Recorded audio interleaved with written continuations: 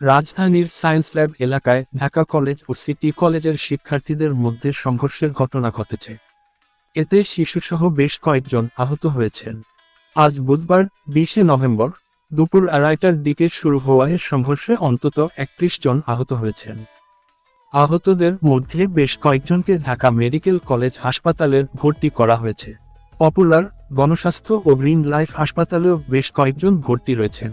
বুধবার বিকেল 3টার পর এই সংঘর্ষ শুরু হয়। এতে রাজধানীর সায়েন্স ল্যাব এলাকায় যান চলাচল বন্ধ হয়ে যায়। ফলে সংশ্লিষ্ট সড়কগুলো অসহনীয় যানজটের সৃষ্টি হয়। ঘটনাস্থলে অতিরিক্ত পুলিশের পাশাপাশি সেনাবাহিনী মোতায়েন করা হয়েছে। প্রত্যক্ষদর্শীরা জানিয়েছেন, সায়েন্স ল্যাব এলাকায় ঢাকা কলেজের ছাত্ররা একটি বাস ভাঙচুর করেন।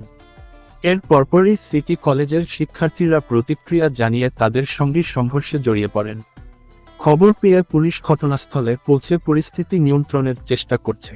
তবে এখনও উত্তেজনা অব্যাহত রয়েছে বলে জানা গেছে।